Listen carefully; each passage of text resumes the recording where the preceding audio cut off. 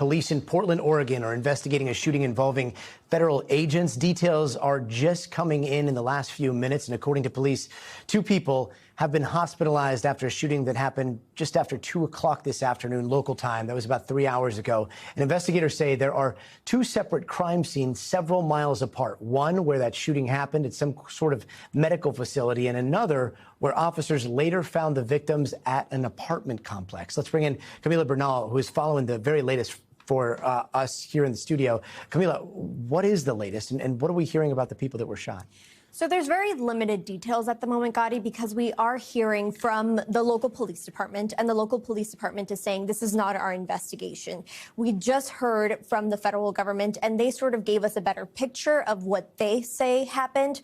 But it is important to keep in mind before I read their statement that we don't have video of what happened here. So different as to what we saw in Minneapolis. We saw the video and we were able to essentially narrate everything that happened in Minneapolis. That is not the case this time. So what the federal government is saying here is that it was at 2:19 p.m. Pacific time. Border Patrol agents were conducting a targeted vehicle stop in Portland, Oregon. The passenger of the vehicle and the target is a Venezuelan illegal alien affiliated with transnational Tren de Aragua prostitution ring and involved in a recent shooting in Portland. The vehicle driver is believed to be a member of the vicious Venezuelan gang Tren de Aragua. And when the agents identified themselves to the vehicle occupants, the driver weaponized his vehicle and attempted to run over law enforcement agents. So essentially, they're saying it's the same thing that happened in Minneapolis, except in this case, what they're saying is that these people are involved with the gang Tren de Aragua.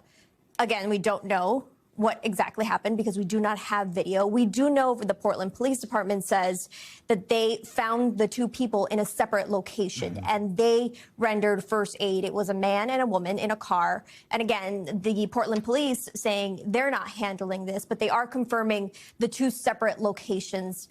One where the shooting happened, the other where they found these 2 victims. So we're waiting to see what other officials continue to say and explain. Again, we just have the side of the federal government. We do not have another side of this story.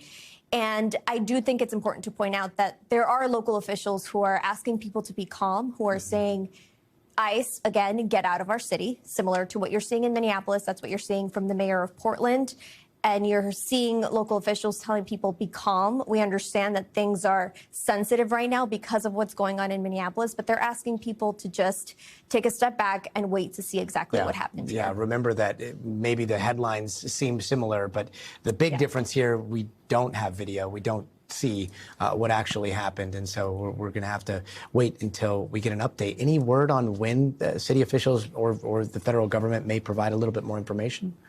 Within the next hour, hopefully. And I do want to point out also that the Department of Homeland Security is saying that the federal agent feared for his life. So this was not ICE. This was Border Patrol. He feared for his life.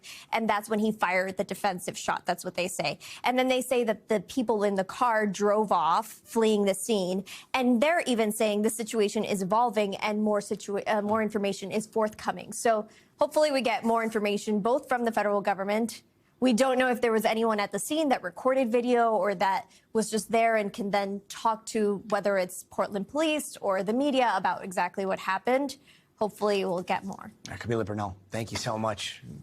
We thank you for watching. And remember, stay updated on breaking news and top stories on the NBC News app or watch live on our YouTube channel.